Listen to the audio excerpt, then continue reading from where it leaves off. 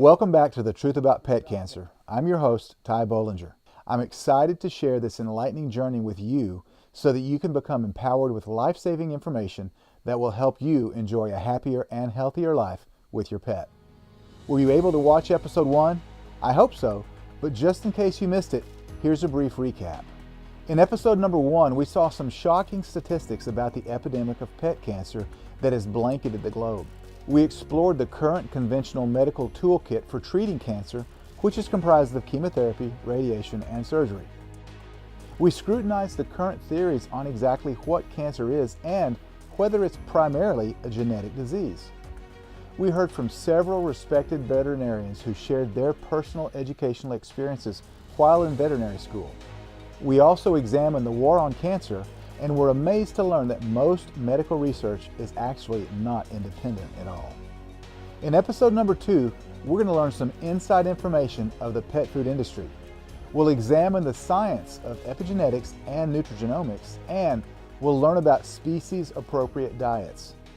We'll dive into the facts about GMOs, herbicides like Roundup, and cooked commercial pet food, also known as kibble.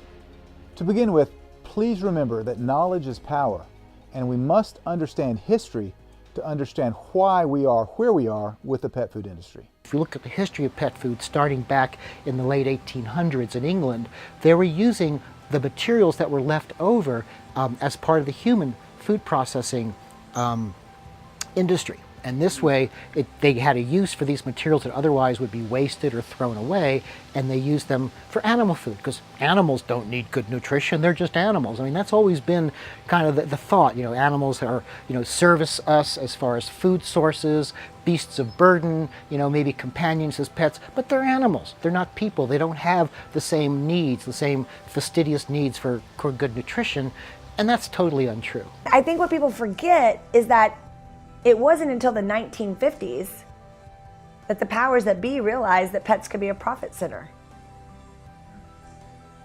They're a profit center.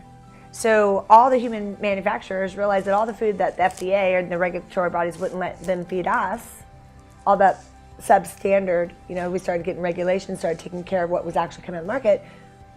Well, we could just put it over here and we give it to the dogs. And then our profit margins will go up because our waste will go down.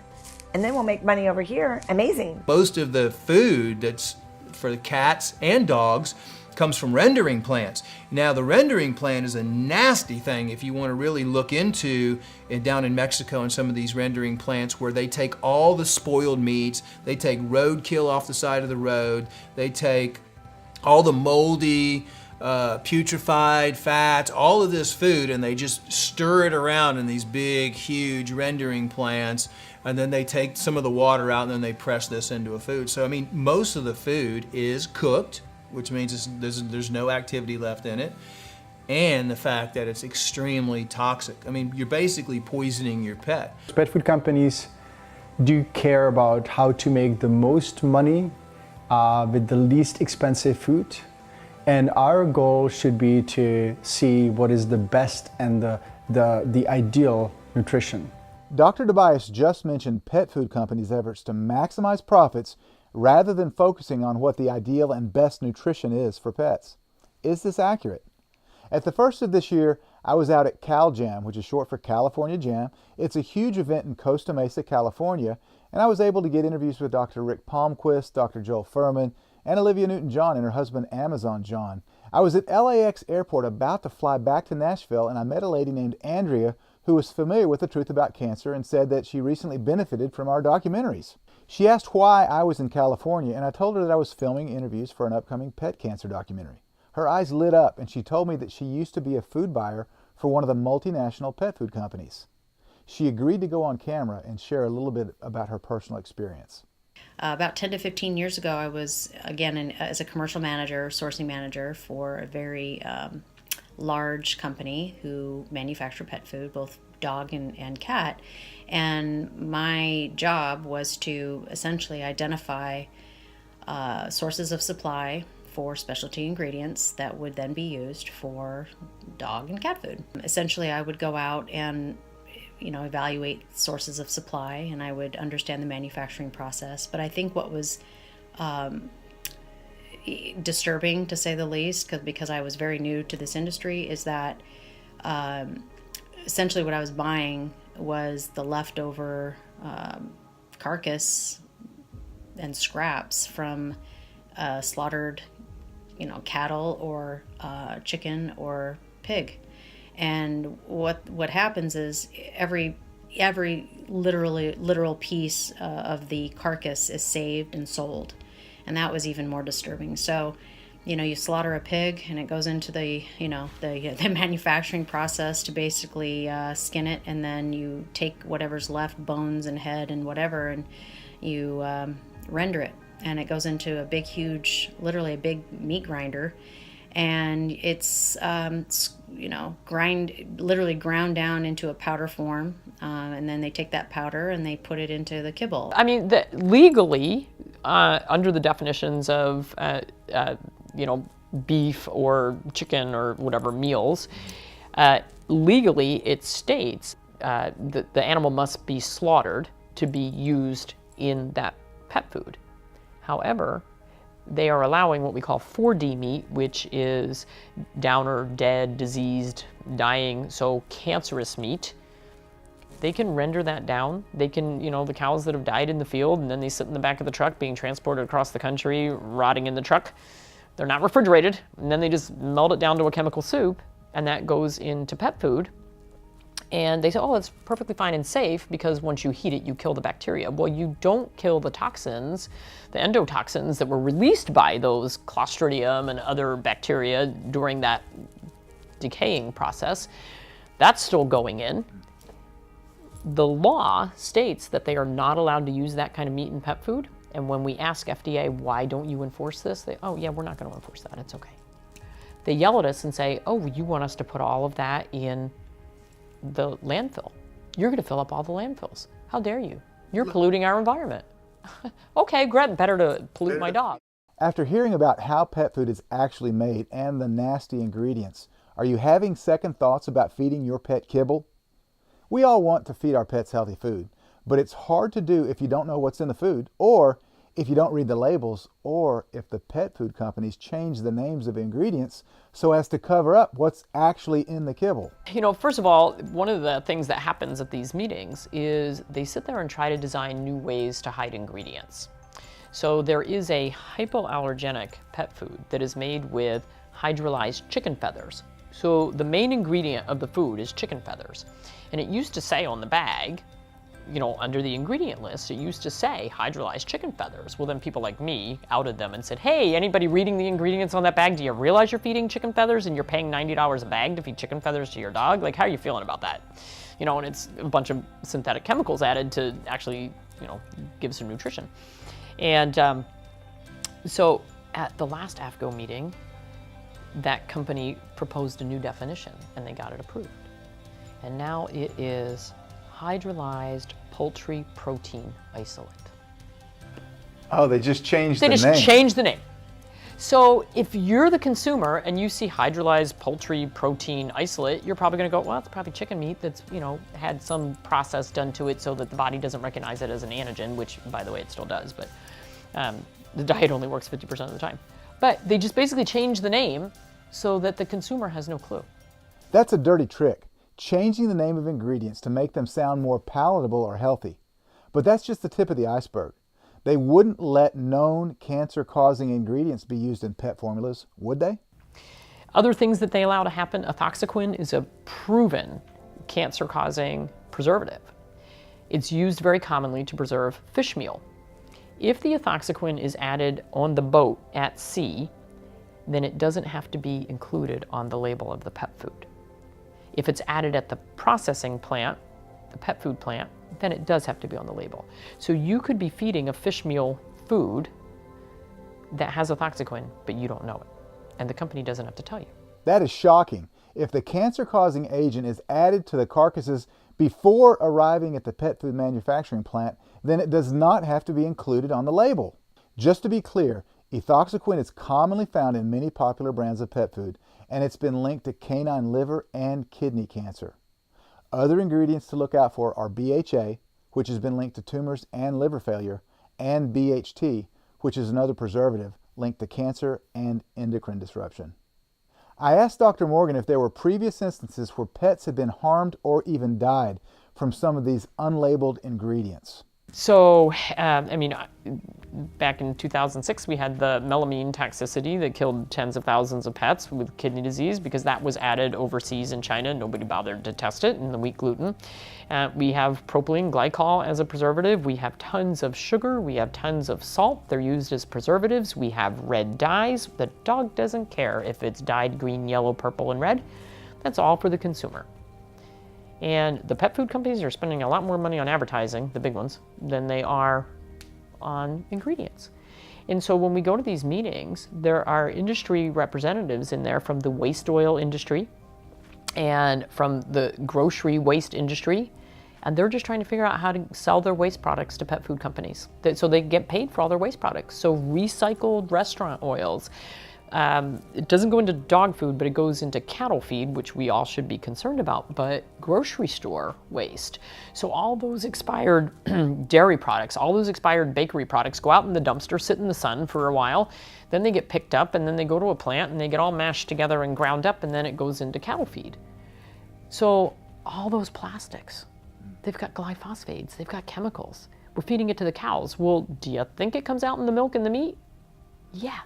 Did your veterinarian tell you that formulas from all 5 of the top pet food manufacturers that control up to 90% of the pet food market in the United States were recalled in 2007 by the FDA because they contained ingredients from China that sickened and killed untold numbers of cats and dogs by poisoning them with melamine? I wonder if they even knew that information. After hearing about how pet food is actually made and the nasty and oftentimes cancer-causing ingredients, are you having second thoughts about the integrity of pet food? Are we literally feeding our pets cancer? Have you ever heard of a new field of science called nutrigenomics, which is using nutrition to influence genetic expression, kind of like nutritional epigenetics? Scientists now know that genes alone don't determine health outcomes. Epigenetic factors, which determine gene expression, actually choose the path of health or disease for any organism, including pets or humans. And nutrigenomics is about how nutrition affects genetic expression. You see, you have blueprints for perfect health, but if those genes aren't properly expressed through nutritional factors, then you're never going to experience the perfect health that you were meant to have or your pet was meant to have. Proactive veterinarians like myself, really our focus goal is to help people realize what can we do if there is a genetic predisposition there, what can we do to help reduce the expression of that, which is called epigenetics, and we can use nutrition called nutrigenomics to modulate the animal's expression of DNA. But that's something that you would have to learn after vet school because it's not even mentioned in vet school, frustratingly so. I believe in what's called species appropriate nutrition, which means dogs and cats by nature are carnivores. They're carnivorous animals, so they can consume some grains, but it's not biologically appropriate. It's not species appropriate. I love observing nature, and especially in Africa, because that system is so perfect. If you think about it, the herbivores eat from the land, and then the herbivores are eaten by the carnivores, and then the carnivores, when they die, they feed the land again. So the cycle of nutrients is really amazing. And nobody's surprised that a lion eats meat and horse or some sort of wildebeest eats grass. But in the current state of medical nutrition or nutrition that we use in veterinary medicine, we're feeding our canines ingredients and items that they would never eat in nature. Canines would eat meat, bones, and some plant material. They wouldn't eat wheat, and they wouldn't eat corn and all these ingredients that are in pet food. Plus, they wouldn't eat chemicals and preservatives that obviously have been used. Getting the cats and the dogs on species-appropriate diets is critical, and as you pointed out, very importantly, no animal cooks his or her food. And on top of that, they don't, let's say as cats and dogs primarily, they don't target when they kill an animal as a predator. They don't target the muscle, right? That's scavenger meat. That's when the birds, scavengers come down. They're going after the organs, the mineral-rich, parts of the animal. Animals instinctively know how to find the appropriate food to provide their bodies with the information that they need to run in a healthy state. And animals in the wild are getting plenty of probiotics. Here's how.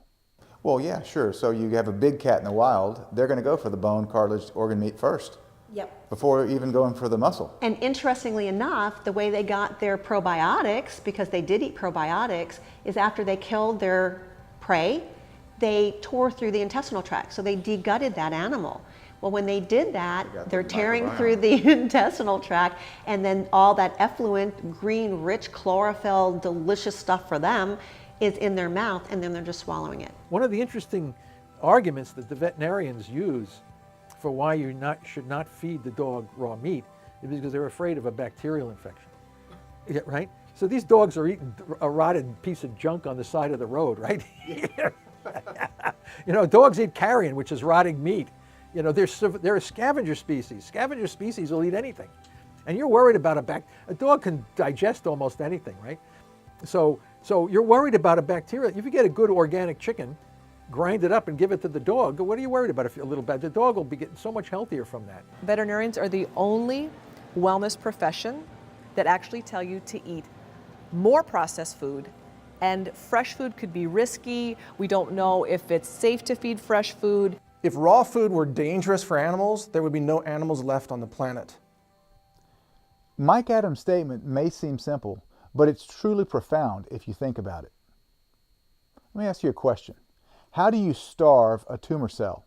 Any idea? When an animal or a person is eating primarily fats with moderate proteins and not many carbohydrates, their body will adapt into a state called ketosis. This is the fundamental premise of the ketogenic diet, where the body burns fat molecules called ketones for energy rather than sugar or carbohydrates. A ketone is a water-soluble metabolite of fat.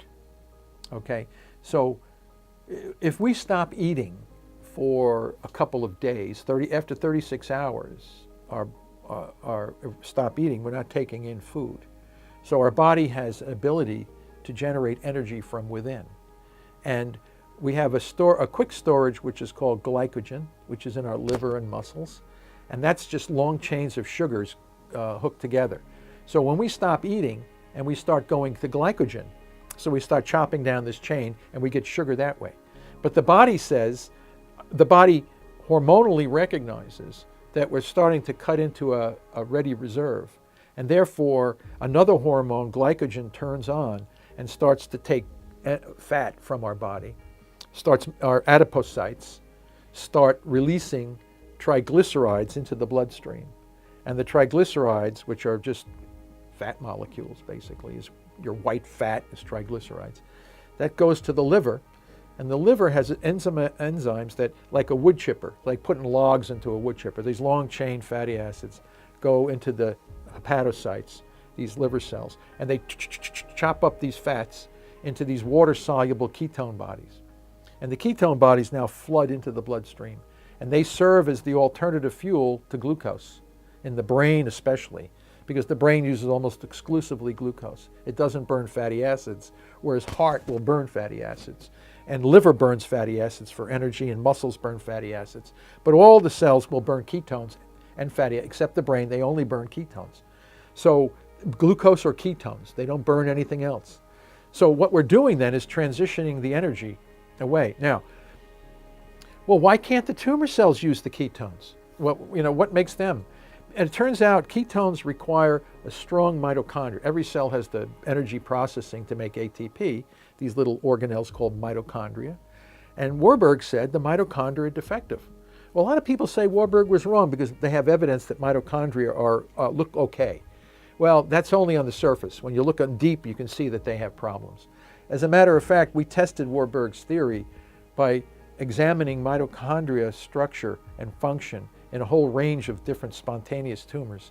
And none of them had normal lipid composition in the mitochondria, meaning they can't work right, meaning they can't burn ketones. And now, to this day, no one has found any tumor that has a normal composition of this lipid called cardiolipin. It's a special lipid inside the mitochondria that controls the respiratory system. No tumor has this, correct. So they can't burn ketones? They can't effectively burn. Maybe they can stumble along a little bit, but many tumor cells have very few mitochondria. The mitochondria they have are defective, so they're not going to be able to utilize the alternative fuel of ketones. So this now becomes an elegant way to marginalize and kill tumor cells. Once they become highly malignant, and they're just using glycolysis, this inefficient method for energy, that's sugar. And what the cells can't use is ketones, which happens when we either starve or have a high fat, moderate protein, and almost zero carbohydrate diet. So this then opens up cancer's Achilles heel. And my mission was to explain this science in the book and to show why it is that no matter what else we do, we must use two things.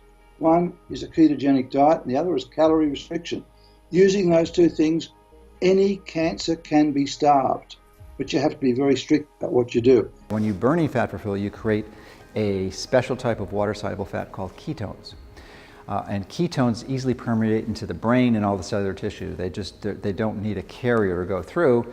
And the great thing about ketones is that they burn very efficiently. And they don't create much reactive oxygen species, which can cause a secondary free radical, which is what causes the damage. It's these free radicals that will cause single and double-stranded DNA breaks. Not in the mitochondria, they cause them in the mitochondria because that's where most of the free radicals are created, but then secondarily they cause it in the DNA, which causes the genetic damage that nearly every conventional physician believes is the cause of cancer, and nothing could be further from the truth. Cancer very rarely has a genetic component. There is genetic damage, no question, but it's mediated by metabolic damage that causes secondarily the DNA damage or genetic damage. Have you seen the ketogenic diet show progress with animals? Oh yeah, and for the reasons, because the compliance issue is a non-issue when it comes to animals. Because the dog is going to eat whatever you give him. If you give him the food, he's going to eat it. The mouse is the same.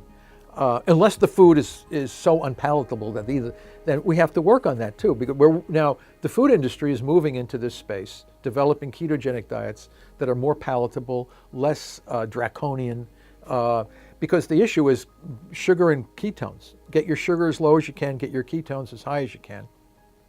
Therapeutic ketosis, and you have to balance this. You have to be very careful about imbalances in minerals and nutrients and these kinds of things. But that can be easily done. So, therapeutic ketosis can easily be achieved, according to Dr. Seyfried.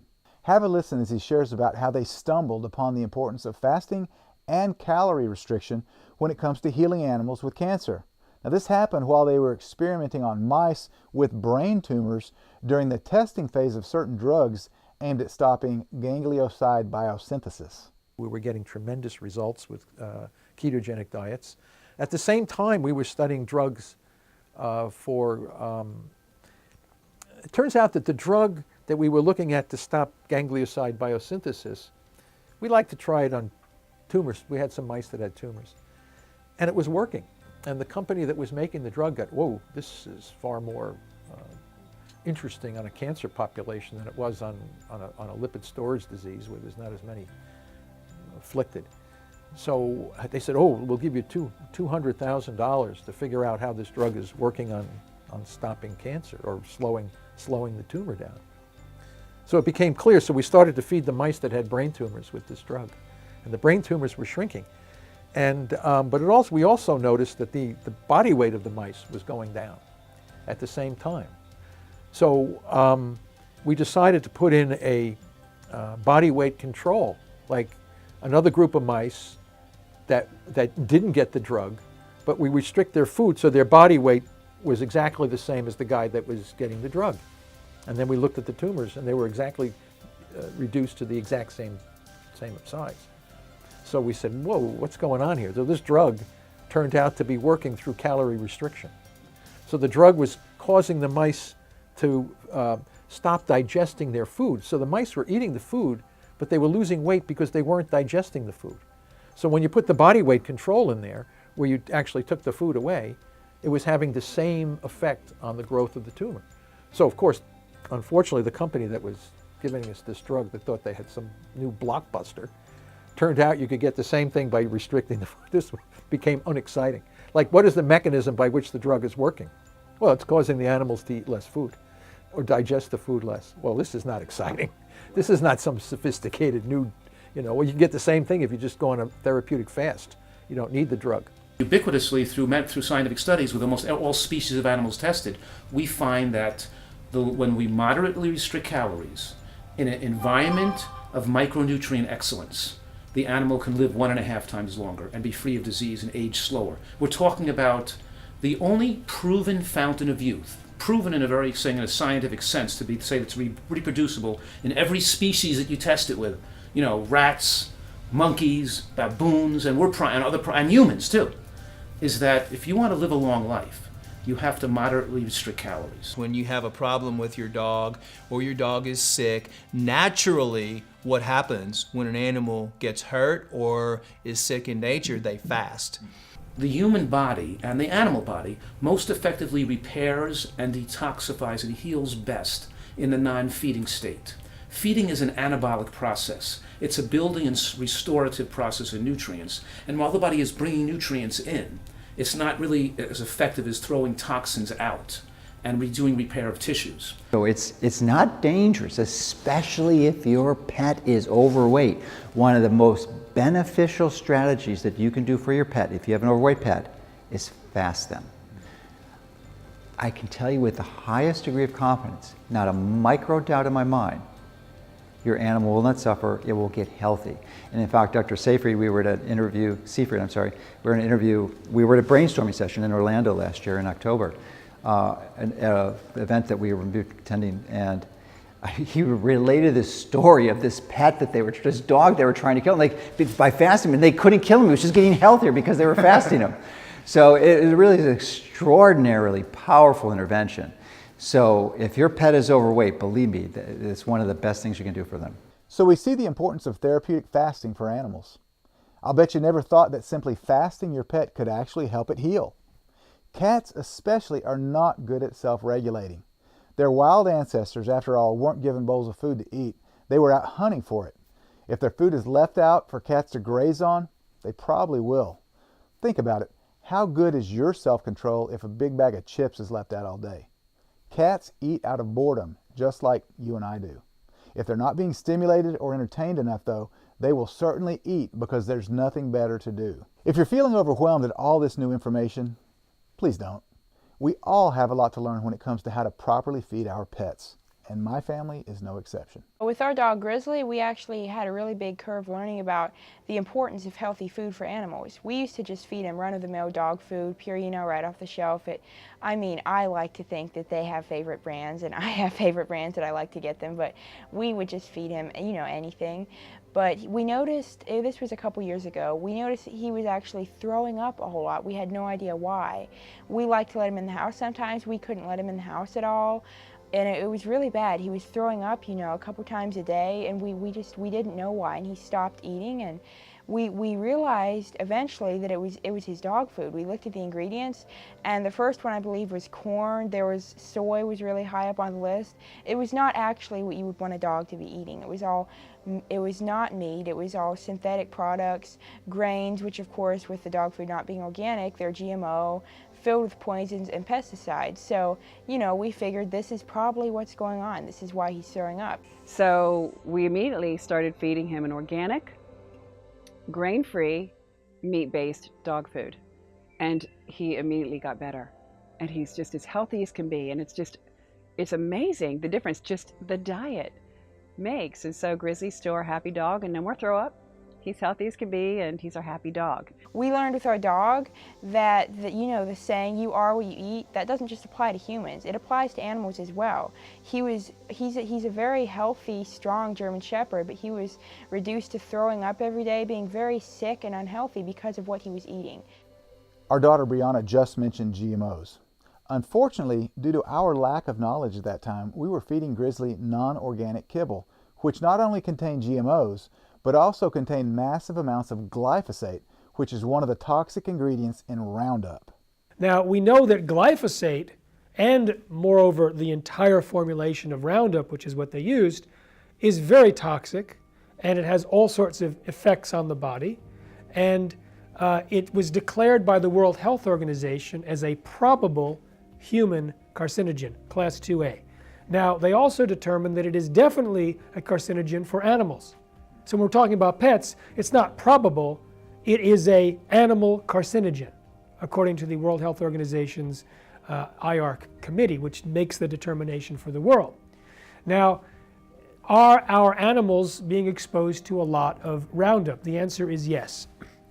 We just got some tests done, and it looks like, and also Anthony Samsel did some tests, it looks like this is the median level of glyphosate found in 29 common snack foods in humans, and this is the average, okay? And these are the results from pet food. Okay, this is a balanced for cats, Purina cat chow. This is Meow Mix cat food. This is Purina Pro Plan. This is Blue Buffalo Life Protection Formula with Life Source bits. And then the Hills diet was a bit less, and the Taste of the Wild was less. But it shows that it was higher than the average human diet in terms of the amount of glyphosate.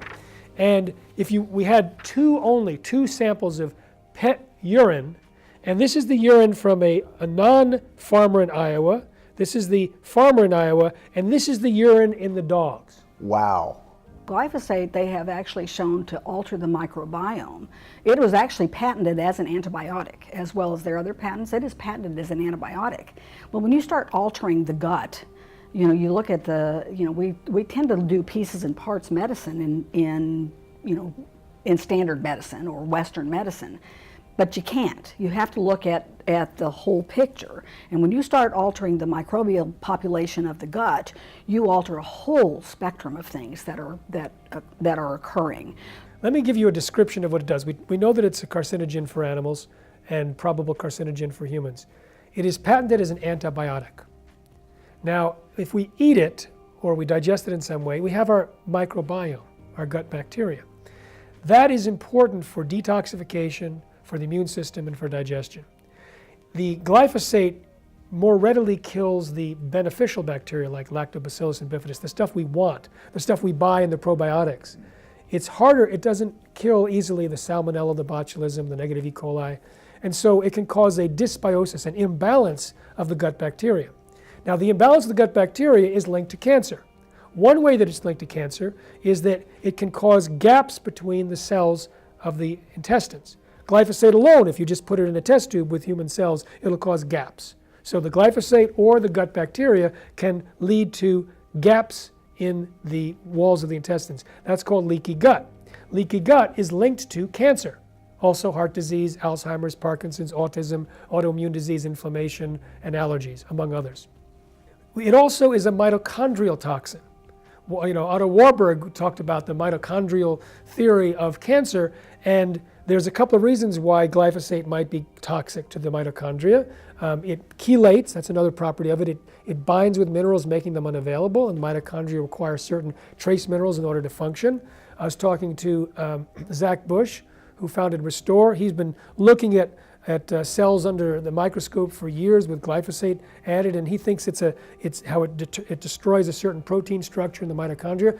Either way, the mitochondria is linked to cancer. And so you end up with a situation where the bacteria is a problem, the leaky gut is a problem, the mitochondria is a problem, and then you have endocrine disruption. There was a study that hasn't been replicated where tiny amounts of glyphosate caused the multiplication of human breast cancer cells at parts per trillion. That's really alarming. Glyphosate was shown to cause human breast cancer growth at parts per trillion, and the World Health Organization classified glyphosate as a probable human carcinogen. But as Jeffrey Smith just mentioned, it is a known carcinogen in animals. It's very likely that glyphosate, which is being sprayed on corn, soy, wheat, and dozens of other crops, was one of the reasons why our dog Grizzly was throwing up all the time. Just because glyphosate doesn't kill you or your pet immediately does not make it safe. The health-robbing effects are actually slow and insidious over months and even years. Let's get back to our experts explaining how glyphosate can damage the body's detoxification system, as well as the mitochondria, which are the power plants of our cells, and how this may actually be one of the mechanisms by which it actually causes cancer. We know that glyphosate affects the mitochondria. We know that. We know that it affects the detoxification system of the body. And this, I think, is particularly concerning when we say, if I give you a poison, you have a detoxification system in your liver and your skin and your lung and your intestinal tract and digestive system to remove and get these toxins out. Well, this concept of bioaccumulation applies to glyphosate. It seems to accumulate. And once we start talking about bioaccumulation, now we got a bigger issue. So on one hand, this is a bioaccumulative toxin, so it builds up in the body. And on the other hand, it's damaging the part of the body that has to do with detoxification. So that actually is a synergistic effect to promulgate the whole effect. It's like a double whammy. Right, and then the research, a lot of the research on glyphosate has been done only on glyphosate, just on the molecule glyphosate, but not as the product is actually used with other solvents and solutes. And when we actually look at the combination of glyphosate with the other solvents, then it seems to be more dangerous. And I'm not calling for the elimination of glyphosate or the destruction of Monsanto or any of this kind of stuff. But what I'm saying is that we need to look at these things. As scientists, you know, sort of the definition of science is looking and then reporting what we find instead of not looking and saying, well, don't worry about that. That's not a science. Don't worry about that. It's not a scientific thing. And we know that when you put glyphosate with other toxins, that it's a synergistic toxin. It becomes more dangerous in combination. But the bottom line is that there's a variety of different factors that contribute to the mitochondria, which are the energy-producing structures within your cells that create the energy currency of the cell ATP. And when these get damaged, and enough of them get damaged, they predispose the body to developing not only cancer, but heart disease, diabetes, dementia, Alzheimer's, other neurodegenerative diseases. So when we look at things with this analysis idea where we break everything up into little pieces and then we say, well, this much and this much is safe, so you can eat those and don't worry about that. But nobody looks at what happens when you put this much and this much of these 2 toxins together, or these 5 toxins, or these 10 toxins. So everybody's trying to fight cancer, right? So once you have the tumor, what do we do? But I think the bigger question is, what do we do to keep you from getting the tumor, right? So if we look at where the tumors come from, then the whole problem is actually that what's occurring is that we're interfering with metabolism. And what's really fascinating is what we know right now is that the part of the cell that makes energy, that's called the mitochondria, is the beginning of all chronic disease. Arthritis, diabetes, Alzheimer's, immune failures, cancer, they all start with injury to this little mitochondria. And so we should be asking questions about how can we protect those mitochondria? And then when we do that, we're reducing the incidence of diabetes, we're reducing the incidence of this, and also we're reducing the incidence of cancer. Mitochondria can be damaged, leading on the path to cancer. Okay, so as Warburg said, if the mitochondria are acutely damaged, the cell dies. It suffocates and dies, and you never get a cancer cell from a dead cell. So it's only when the damage to the respiration is a chronic cumulative type of damage, allowing the cell to upregulate the ancient pathway of fermentation. If a cell cannot upregulate fermentation and the respiration is defective, the cell dies. And that's why you rarely get cancer from neurons in the brain, because neurons in the brain can't ferment for very long. They die. The glial cells, the other cells that support the neurons, they can ferment. They form cancers. Heart rarely forms tumors, because if the cardiomyocyte energy gets damaged, you get a heart attack. The heart can't function, so the body dies. And same with some of the muscles that have a lot of mitochondria. It's those cells, like liver cells, lung cells, breast cells, most of the cells in our body, they use oxygen and they get energy, but they also have an ability to upregulate the ancient pathway. I know it's getting a little bit technical, but understanding this information is vital. What does Dr. Seyfried mean when he says that some cells have the ability to upregulate the ancient pathway? He's talking about fermentation, or burning sugar for fuel. Now you might say, I don't feed my pet any sugar, but is that accurate? Is there actually a hidden problem lurking within the pet food manufacturing process? The problem, Ty, today is how that food's made. If you were to ask me, what is it about today's food primarily that would be jacking that cancer rate the way it is? Nobody has any idea how kibble, processed food, those little pellets that you pull off the shelf, is actually made. Nobody. They don't know that you need an extruder to make those beautiful little pellets. Basically, you are heating the food up to a point where it almost liquefies, comes out in a dryer through little dyes, and it turns into a pellet. But the question is, well, how is that pellet made? The manufacturer can't make that pellet without sugar. Without sugar? Without sugar. Okay. Starch. You can't make it. You have to use minimum 40% starches, which are converted to sugars, to make those round balls. Wow. 40%. The worst part is the pet owner has no idea, because by law, the manufacturer doesn't have to state that there's starches and carbohydrates on the bag. The pet owner has no idea how many carbohydrates on the bag.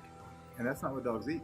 And that's not what dogs eat. The diet for pets is far worse than the typical standard American diet. You may not know that, because they give them processed, usually dry dog food. And do you know what the primary the primary component of most of that dog food is? GMO grains, maybe? You would think so. Actually, it's sugar. Really? Ranging anywhere from 40 to 60%. And even what apparently and ostensibly is the highest quality dry dog food. Wow. Yeah, so imagine that. Is it any surprise when you give, and it's not just dog food, it's pet food. I should have broadened the scope. But when you give your pet this dry, commercially produced food, it's one of the worst things you can do for them, like especially cats. The cats they are carnivores. They're designed to eat. That's what they do. Wild cats and barnyard cats, they're there for a purpose, and they don't eat grains and sugar. Will they? Yes, but if they do, it's just like humans, they'll suffer metabolic damage. Oh, it's incredibly high carbohydrate. So in order to make a kibble stick as a kibble, you gotta have about 50% carbohydrates in there. So, and the new buzzword is grain-free, and so people come into me all the time, oh, I'm feeding a high-quality grain-free kibble. Really?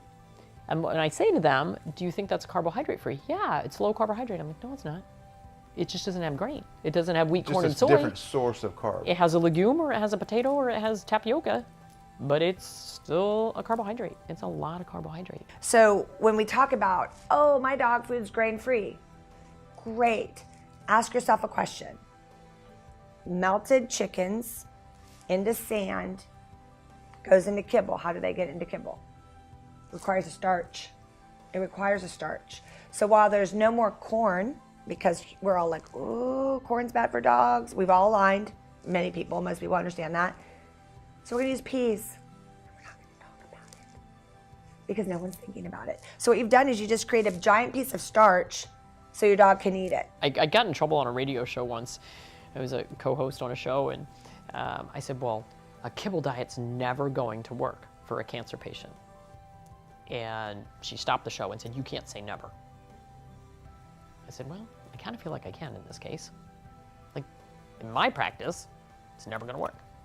It's sugar. We're feeding them sugar. And carbohydrates break down to sugar. I mean, it's a simple fact. That's as much as I hated organic chemistry, that's what it boils down to. Boy, did I hate that. I never thought I would have to use it. But yeah, it breaks down to sugar. And sugar, I mean, there's a lot of scientific evidence that shows that sugar feeds cancer. High carbohydrates provoke insulinemia and hyperglycemia. And they are the two things that cause degenerative disease. And they both promote cancer. And nobody's recognizing this within the veterinary world. Last year, I actually had 2 veterinary students that were very pro big box company, we'll say. Yeah. And they were so adamant in their passion for believing that what they were saying was true and that raw feeding was so bad. And yet, what's the most abnormal thing? I don't see dogs in the wild or cats in the wild or lions and tigers killing something and then turning it into a kibble. I don't think that happens. They don't stuff it in a can. They don't add preservatives, right? So we just have to stop being brainwashed into this fast, cheap, and convenient world that we've gotten so used to. We really have to start looking around and going, how did nature do it? And then can we mimic what nature does? If we mimicked what nature does, we'd follow what dogs and cats eat in the wild. So, let me ask you this. What do animals eat in the wild? You don't see wild dogs chewing on corn and wheat and grain. They are hunting other animals, coyotes and wolves. And that gives you a clue about the proper nutritional balance of your own dog, because your dog is not a vegetarian. Dogs and wolves are like this for DNA. 99% match if you look at what's called the mitochondrial DNA.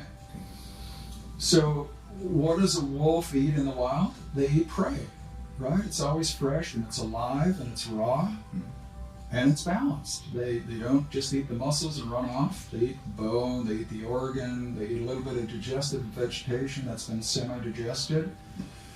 We can do things like that at home, but this bag of kibble, nothing like it. It's dead, it's full of toxic ingredients, and genetically speaking, the dog is saying, hey, you domesticated me and I'm cute and all, but digestively, I still got that call from within saying, where's prey? The whole thing is convenience. You come home, you're working all day long, the dog is so happy to see you. Oh, and he's all excited. You throw the food into the bowl. The dog is just, really happy. Wolfs it down, right? Literally wolfs it down, and eats the same thing every day. You don't give him a variety.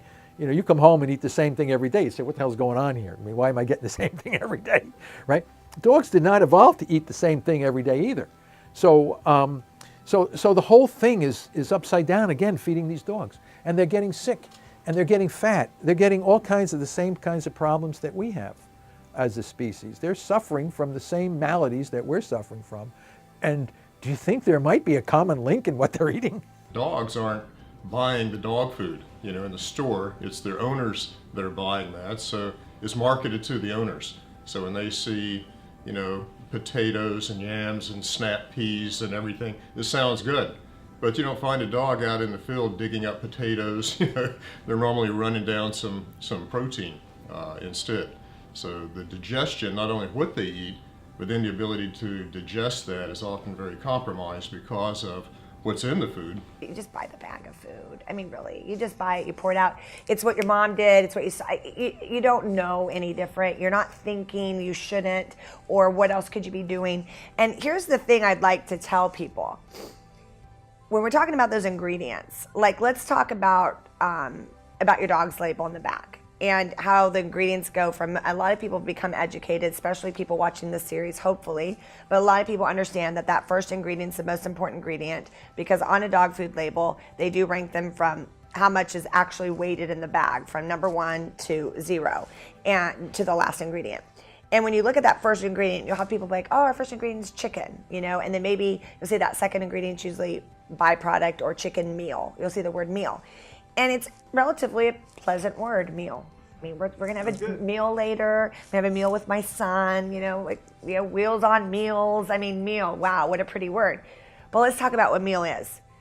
I mean, basically picture taking the feathers, the talons, the beaks, everything of the chicken, and just dumping a bunch of chickens into a vat, and then cooking it super, super, super high temperature, so high that by the time it's all done, it kind of turns into a cementy, gooey, slurpy, brown pot of yuckiness. I mean, literally, if you've ever seen it, it's yucky, it's disgusting, right?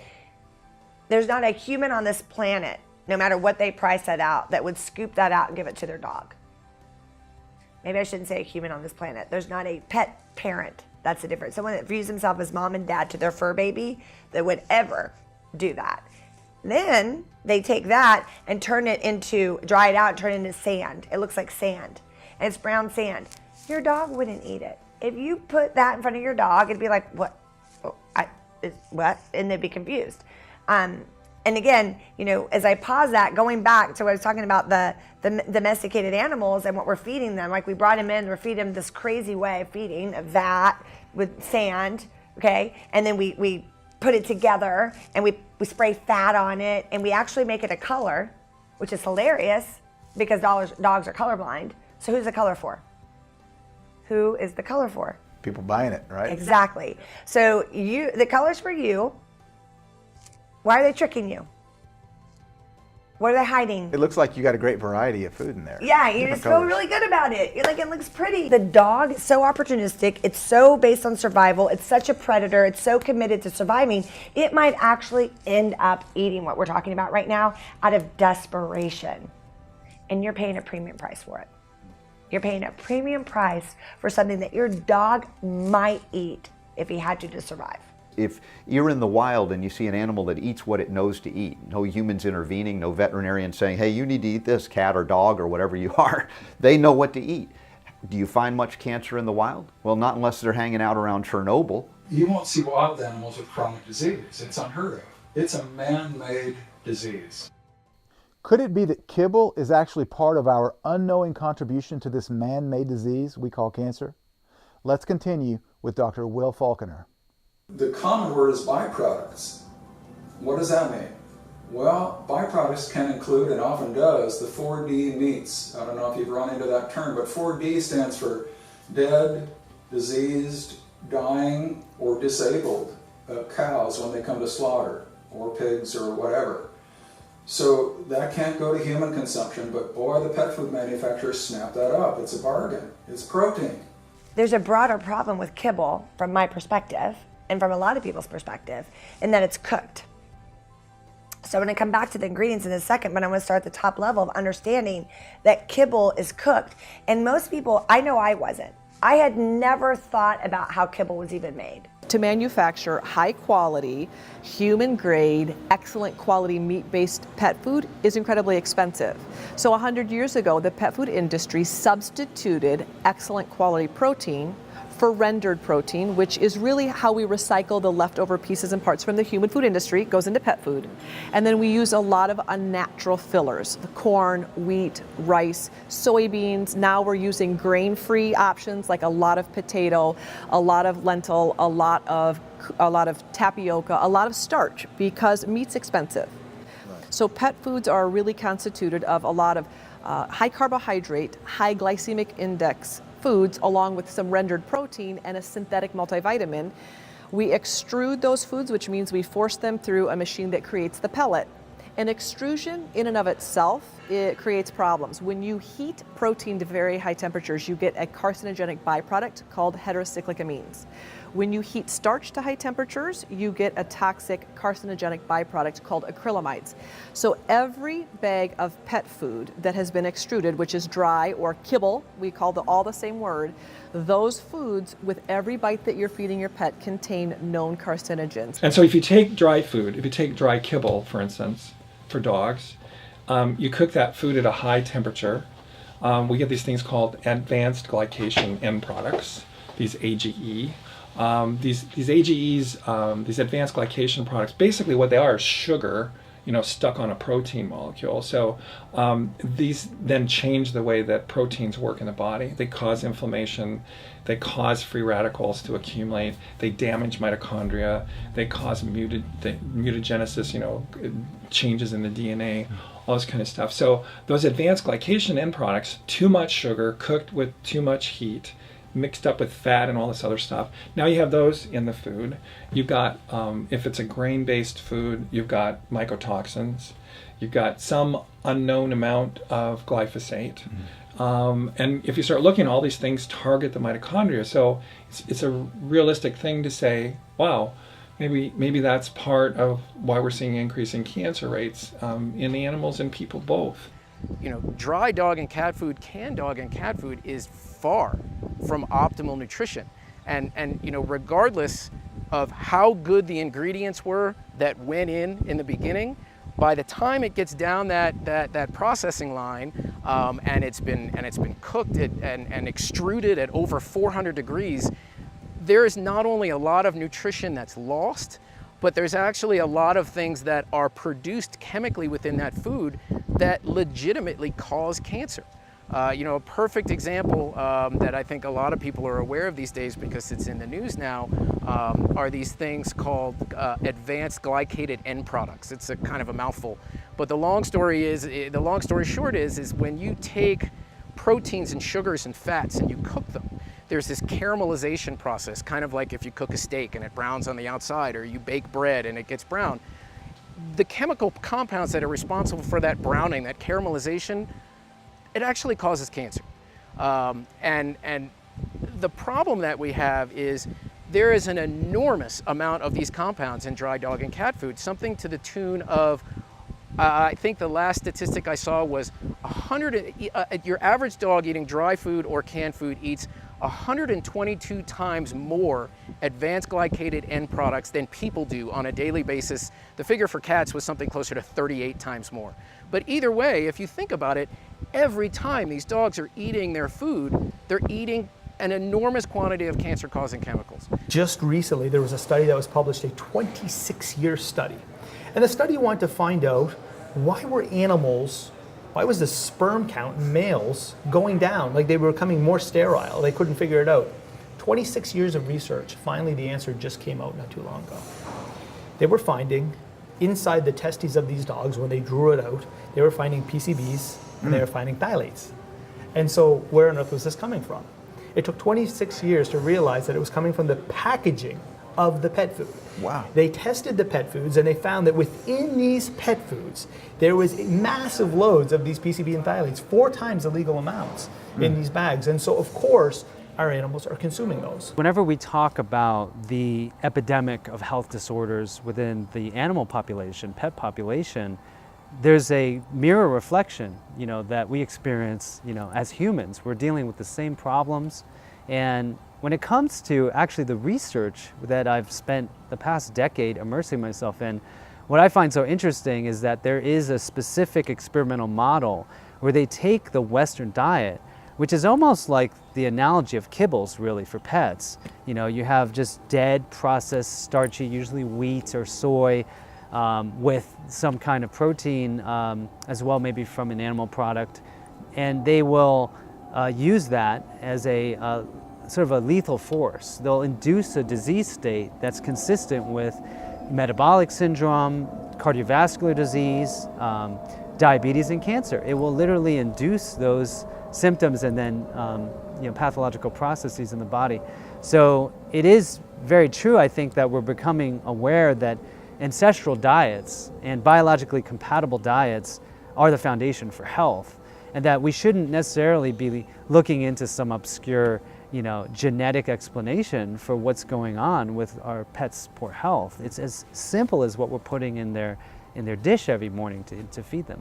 Look at all the pet owners who waste their time bringing their pets back and forth to vets with medical problems, number one, and spend so much money caring for their pets with medical conditions because they don't feed them healthy. It's like having a kid, then you're responsible for then it's like having a family member with a sickness or a disease which ruins the quality of your life and their life, because your whole life revolves around doctors and procedures and medical, right? We have an American diet that couldn't be more cancer promoting had it been designed by Al-Qaeda. What a telling quote from Dr. Joel Fuhrman, and I'd have to agree. It would be difficult to design a diet for humans or for pets that was more cancer-causing than the current SAD, standard American diet, and the current pet diet of cooked, rendered dead kibble. But the sad thing is that pet parents just do not know, and sometimes they suffer from guilt and shame over not being able to save their pet. Lori Taylor was one of those pet parents. She lost her Great Dane, Truman, to cancer, which was likely caused by a species inappropriate diet of cooked dead kibble. They had to put him down, and she was not able to be there. And it was really hard because I wanted to say goodbye to him, So I had to let him go, and I just never forgot that. I kind of had this feelings of guilt, of shame, like what could I have done differently? So I became a maniac on a mission. My healing process was to make sure that the next dog, I got when I was ready I would know everything. Like I would be more interested and open to information about my dog's health, because up until that point, I looked back on it, forensically, looking at it from Monday morning quarterback, what could I have done differently? And the bottom line was, like many of us, I just went to the grocery store and I had a good budget. So I would look at all the top shelf dog foods, the expensive dog foods, and I would basically look for the one that sounded the best. Oh, lamb and cranberries, amazing. Or beef and chicken, blah, blah, blah. You know, something they had these sizzling pictures on it and everything was amazing. And I bought that food and I never once looked and knew what the ingredients were. Never. I never stopped to ask, how'd they make the kibble? What's in the kibble? But once I did and dove into it, I was like, gross. What? How? Who? Why? What can we do? So for me, it's so funny, like emotional today. To me, my dog didn't get to die in vain. I needed it to have meaning because I felt like I let him down, you know, and I think other people think that. And I feel like my choice is his voice and I get to choose like his life depends on it, right? Because I love him and he loves me and he does everything he can for me. So why wouldn't I do everything I can for him? So because that happened for me, it became a mission almost to alleviate my guilt. Maybe in the beginning, like I wanted to make it meaningful and make it matter for other people. But as I got more and more into it and the products we started to develop and I started getting the testimonials, it became so much bigger than me and my dog. It became about the person's dog over in East Tennessee that thought their dog was gonna die and now they started feeding them differently and they're still alive. Then it just got into my heart space, and I was like, I'm making a difference. Yes, Lori is making a difference. And we all can make a difference and we all can help change the current paradigm. It begins with education, which is why we produce The Truth About Pet Cancer, and then hopefully that education will lead to action. I hope you learned a lot from episode number 2. Be sure that you tune back in for the next episode, number 3, where we will uncover the truth about pet vaccines. We're going to put vaccines under a microscope to determine which ones are necessary, which ones aren't, which ones are safe, which ones might be dangerous. What are some of the toxic hidden ingredients in those vaccines that we give our pets? And how often should you vaccinate your pet? I hope to see you there. You know the word study, it means to look. Yeah? Yeah, it just means to look. Yeah. So if you want to study something, you have to actually look. You can't say like, I don't think that's the case, I don't want to know. So we actually said, let's just pull our records and look at cases that did considerably better than anybody expected them to do. And what we found out was not one of those dogs, we didn't look at this for cats, just dogs, not one of those dogs was on what's considered to be a balanced diet. Kibble.